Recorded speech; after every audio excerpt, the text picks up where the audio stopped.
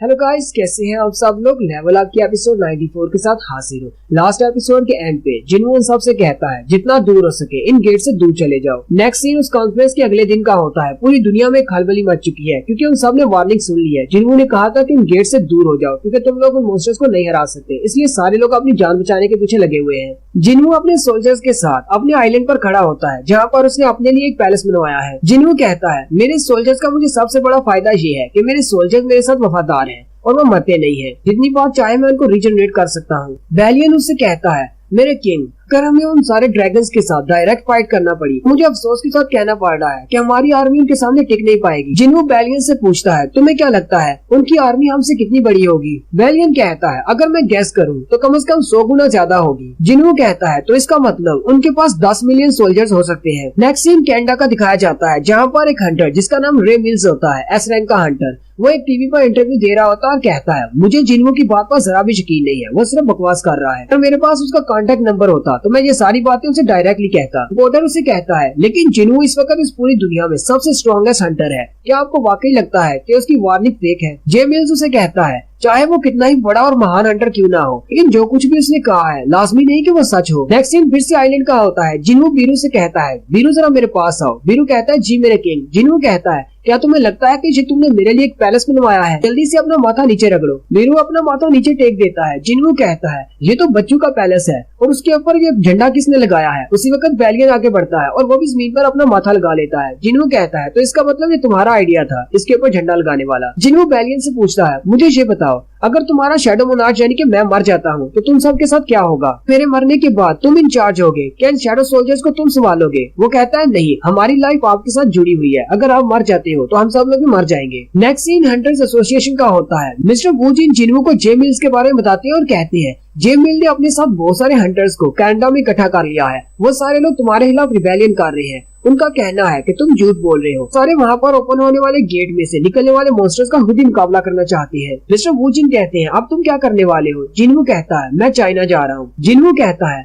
मैं आटू गेट्स के साथ एक साथ निपट नहीं सकता, इसलिए मुझे सबसे पहले चाइना जाना होगा क्योंकि वो कोरिया के बहुत ज्यादा करीब है। मैं अपनी फैमिली को प्रोटेक्ट करना चाहता हूँ। सबसे पहले मैं चाइना के गेट को क्लियर करूंगा। मैं चाहता हूँ कि हम लोग इस वार को जितना लंबा खींच सके उतना मेरे लिए अच्छा होगा क्योंकि मुझे शैडो सोल्जर्स मिलेंगे। उसके बाद हमारे जीतने के चांसेस बढ़ जाएंगे। नेक्स्ट सीन में जिन्हों चाइना पहुंच जाता है। वहीं पर ल्यूजी गैंग खड़ा होता है। जिन्हों कहता है मैंने तो सुना था गवर्नमेंट वाले यहाँ पर आने वाले हैं, लेकिन मुझे नहीं पता था कि ल्यूजी गैंग उससे मिलने के लिए आ रहा है। ल्यूजी गैंग कहता है वो सब लोग तुम्हारे लिए कुछ इंतजाम कर रहे थे, मैंने कहा छोड़ो मैं जाता हूँ और उसे लेकर आता हूँ। ल्यूजी गैंग उसे कहता है चलो मेरे साथ आओ। जिन्हों ऊपर की तरफ देखता है और कहता है तुम्हारे तो एयरपोर्ट से भी ये डंजन गेट नजर आ रहा है। ल्यूजी गैंग उसे कहता है हाँ यही तो वो बड़ा सा क्लोसल गेट है जो कि कुछ दिन पहले यहाँ पर अपीयर हुआ है। वहीं एयरपोर्ट के बाहर बहुत सारे हंटर्स खड़े होते हैं। ल्यूजी गैंग उसे कहता है मैंने सारे चाइना के जितने भी हंटर्स हैं उन सबको यहाँ पर इकट्ठा कर लिया है इस फाइट के लिए। जिन्हों कहता है इनके पास तो पूरे 1 लाख हंटर्स हैं, लगता है कि इनके जीतने के चांसेस हैं। ल्यूजी गैंग कहता है ये सारे टॉप क्लास के हंटर्स हैं और बहुत ज्यादा स्किल भी है। ल्यूजी गैंग कहता है लगता है टाइम हो रहा है, हमें वहाँ पर जल्दी से जाना होगा। जिन्हों कहता है चलो फिर मेरा हाथ पकड़ो, मैं तुम्हें शैडो एक्सचेंज से वहाँ पर ले जाता हूँ। जिन्हों उसे जल्दी से गेट के नीचे ले जाता है और साथ ही अपनी आर्मी को भी बाहर निकाल लेता है। ल्यूजी गैंग देखकर बहुत ज्यादा हैरान हो जाता है और कहता है क्या ये सारे तुम्हारे शैडो सोल्जर्स हैं? ये सारे तो आसमान से नीचे उतरे थे। ल्यूजी गैंग क्योंकि जिन्हों की लेफ्ट साइड पे खड़ा होता है। बीरू से कहता है मेरे किंग की लेफ्ट साइड मेरी है, तुम कौन हो, यहाँ पर क्यों खड़े हो, साइड पर हो जाओ। जिन्हों से कोनी मारते हुए कहता है ये हमारी साइड पर है। ल्यूजी गैंग कहता है इसका मतलब तुम अपने सोल्जर्स के साथ बात भी कर सकते हो। फिर के बाद वो गेट ओपन होना शुरू हो जाता है। बैलियन जिन्हों से कहता है ये तो बहुत ज्यादा अजीब है, मुझे इस गेट में से कोई भी मैजिकल पावर महसूस नहीं हो रही, जैसे इस गेट में से कोई भी नहीं निकलने वाला। जिन्हों कहता है मुझे बाकी की लोकेशंस के बारे में बताओ, क्या वहाँ पर भी गेट ओपन हो रहे हैं। बैलियन कहता है बाकी के सारे शैडो सोल्जर्स के मुताबिक जितने भी बाकी के गेट्स हैं वो सारे भी ऐसे ही है, एम्प्टी गेट्स हैं। जिन्हों से कहता है क्या तुम मुझे ये कहना चाहते हो कि जितने भी गेट्स हैं वो सारे के सारे एम्प्टी हैं और इनमें से कोई भी आर्मी नहीं निकलने वाली। साथ ही जिन्हों कहता है अभी मुझे समझ आई, मुझे तो लगा था शायद वो इन 8 गेट्स में से अपनी आर्मी को डिवाइड करके निकालने वाले हैं,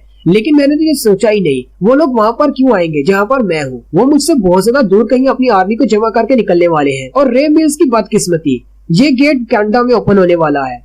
रे मिल्स अपने हंटर्स के साथ खड़ा होता है और कहता है जिन्होंने हम सबको बेवकूफ बनाया है। उसे लगता है कि सिर्फ वही इन गेट्स को क्लियर कर सकता है। आज हम उसे दिखा देंगे, हम भी स्ट्रॉन्ग हैं। पूरी दुनिया में फिर से एक बार खलबली मच जाती है क्योंकि वहाँ पर जितने भी गेट्स हैं उनमें से कोई चीज भी नहीं निकली और वो सारे लोग इस बात पर बहस करना शुरू कर देते हैं, क्या जिन्हों ने सच कहा था या फिर झूठ कहा था। कनाडा के लोग अभी भी कनाडा में मौजूद हैं, अपने कंट्री को छोड़कर वहाँ से नहीं गए। वो सारे कहते हैं हमें जिन्हों पर भरोसा नहीं, हम लोग अपनी कंट्री को छोड़कर नहीं जाएंगे, हमारे हंटर्स हमें बचा लेंगे। रे मिल्स उस गेट के सामने ही खड़ा होता है और सामने से उस गेट को ओपन होते देख रहा होता है। कहता है चलो देखते हैं इस गेट में से कौन से डीमन मॉन्स्टर्स निकलते हैं। लेकिन जैसे ही उसका गेट ओपन होता है उसमें से कुछ भी नहीं निकलता। वो सारे बोसता हैरान हो जाते हैं और कहते हैं हमें तो लगा था जैसे ही गेट ओपन होगा सामने से कोई बहुत बड़ी आर्मी निकलेगी। तो हमें भी यकीन हो रहा है जैसे जिन्हों झूठ बोल रहा था। लेकिन थोड़ी ही देर के बाद उस गेट में से सिर्फ एक बंदा निकलता है। यही है मोनार्च ऑफ डिस्ट्रक्शन, जिसका नाम एंतारिस है। इसके अलावा इसे किंग ऑफ ड्रैगन्स भी कहा जाता है। वो सारे उसे देखकर हैरान हो जाते हैं और कहते हैं इस गेट में तो सिर्फ एक ही मॉन्स्टर निकल रहा है। रे मिल्स ऊपर की तरफ देखता है और कहता है ये तो एक इंसान है या फिर एक ह्यूमनॉइड मॉन्स्टर है। एंतारिस नीचे उतर आता है और रे मिल्स से कहता है क्या तुम इस जगह के किंग हो। रे मिल्स उसकी तरफ देखकर बहुत ज्यादा हैरान होता है और कहता है ये कोई डिमोनिक बीस्ट नहीं है, इसने तो अपना गियर पहना हुआ है। अगर ये कोई मॉन्स्टर होता तो इसके पास इस तरह की ड्रेसिंग नहीं होती। वो सारे बहुत ज्यादा हैरान होते हैं और कहते हैं लेकिन ये तो हमारी इंसानों की भाषा बोल रहा है, इसको तो किसी और जुबान में बोलना चाहिए था अगर ये कोई मॉन्स्टर होता। वैसे तो जो मॉन्स्टर्स निकलते हैं वो डायरेक्टली हम पर अटैक करते हैं, लेकिन ये हम पर अटैक नहीं कर रहा, ये हमसे बात कर रहा है। और यहाँ पर रे मिल फिर से एक गलती कर देता है। रे मिल कहता है मुझे लगता है कि उस दिन कोरिया में जो गेट में से शैडो सोल्जर्स निकले थे वो भी बात कर सकते थे, जिन्होंने उनके साथ बात करके उन सबको अपना गुलाम बना लिया। अगर मैं इसके साथ बात करता हूँ तो क्या पता ये इसकी आर्मी मेरी गुलाम बन जाए। इसीलिए तो इसने सबसे पहले आते ही मुझसे पूछा है क्या मैं इस जगह का किंग हूँ। अगर मैं इसे कहता हूँ मैं किंग हूँ तो फिर ये मेरे सामने अपना सर झुका देगा। रे मिल्स उसे कहता है अगर मैं कहूँ कि मैं ही यहाँ का किंग हूँ तो क्या। एंतारिस कहता है लगता है शैडो मोनार्च यहाँ पर नहीं है। नेक्स्ट सीन चाइना का दिखाया जाता है। जिन्हों कहता है क्या हमारे पास ऐसा कोई तरीका नहीं है जिससे हम पता कर सके कनाडा में क्या चल रहा है। जिन्हों जल्दी से एडम वाइट को कॉल लगाता है और कहता है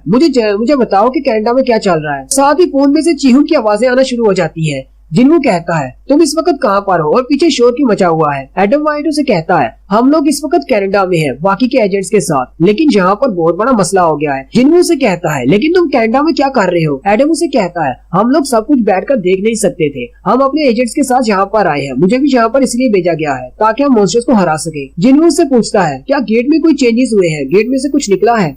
एडम उसे कहता है ये गेट भी बिल्कुल एम्प्टी है बाकी के गेट्स की तरह, लेकिन साथ ही वो उसे कहता है जरा रुको मुझे दिखाई दे रहा है उस गेट में से कोई बाहर निकल रहा है, एक इंसान। जिन्हों से कहता है क्या कहा तुमने अभी, क्या कोई इंसान वहाँ से बाहर निकल रहा है, क्या वाकई में तुमने यही कहा। एडम उसे कहता है हाँ मेरे सामने एक इंसान है जो कि गेट में से बाहर निकला है। जिन्हों चिल्लाकर उसे कहता है जल्दी से वहाँ से निकलो, अपनी सारे सोल्जर्स को लो और वहाँ से बाहर निकलो। एडम वाइट हैरान होकर वहाँ पर खड़ा होता है और जिन्हों से कहता है मेरी आंखों के सामने जितने भी टॉप लेवल के हंटर्स हैं वो सारे आग में झुलसकर जल गए और खाक बन गए। जिन्हों फिर से चिल्लाकर उसे कहता है तुम्हारे पास अभी भी टाइम है, जल्दी करो वहाँ से निकल जाओ, तुम अभी भी अपनी जान बचा सकते हो। एडम उसे कहता है हमारे पास वक्त नहीं बचा। उस गेट के अंदर से बहुत बड़े बड़े ड्रैगन्स निकल रहे हैं और इतने ज्यादा ड्रैगन्स हैं कि उनकी गिनती भी मुश्किल है। जिन्हों कहता है ऐसा कैसे हो सकता है, इसका मतलब वो अपनी पूरी आर्मी को लेकर कनाडा में अपीयर होने वाले हैं। जिन्हों कहता है मैं कम से कम एडम को तो बचा ही सकता हूँ क्योंकि मैंने उसके ऊपर अपने एक शैडो को लगाया हुआ है। वो अपने शैडो को निकालता है जो कि एक हाई ऑक होता है। जिन्हों से कहता है मैं तुम्हें टेलीपोर्ट करके वापस ला रहा हूँ, लेकिन उसी वक्त उसके सामने एंटारिस आकर खड़ा हो जाता है और कहता है छोटे से शैडो सोल्जर तुम कहाँ पर जा रहे हो। और साथ ही एंटारिस अपना मुंह खोलता है और अपने मुंह से आग निकालता है जिससे वो शैडो सोल्जर और एडम वाइट दोनों जलकर खाक हो जाते हैं। जिन्हों गुस्से के साथ अपने कान से मोबाइल उतार लेता है। जिन्हों कहता है मुझे तो लगा था कि वो इन 8 गेट्स में से निकलने वाले हैं, लेकिन उन्हें अपनी आर्मी को मुझसे बहुत ज्यादा दूर कनाडा में अपीयर किया है, यानी कि वो मुझसे दूर रहना चाहते हैं जितना हो सके। क्योंकि एंटारिस ये बात जानता है कि जितने ज्यादा लोग मरेंगे उतने ज्यादा मेरे पास शैडो सोल्जर्स बढ़ते जाएंगे। जिन्हों कहता है अगर मैं अभी वहाँ पर शैडो एक्सचेंज को यूज करते हुए चला भी जाता हूँ तो मुझे उनसे डायरेक्टली फाइट करना होगी, जो कि मेरे लिए बिल्कुल भी ठीक नहीं होगा। मैं अपनी शैडो आर्मी के साथ उनसे जीत नहीं पाऊंगा। जिन्हों कहता है अब मैं क्या करूँ, मैं इन सबको बचाने के लिए क्या कर सकता हूँ।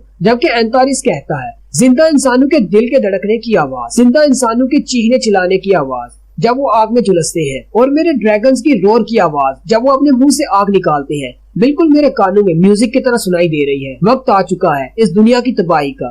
एंटारिस अपने ड्रैगन से कहता है हमने अपनी सारी तैयारी मुकम्मल कर ली है, चलो मेरे सारे सोल्जर्स आगे बढ़ो और इस दुनिया को तबाह कर दो, क्योंकि रूलर्स ने हमें इसी मकसद से बनाया था, इस दुनिया को तबाह करने के। तो थोड़ी ही देर में वो पूरे के पूरे कनाडा को तबाह कर देते हैं और यहीं पर हमारी एपिसोड 94 का एंड होता है।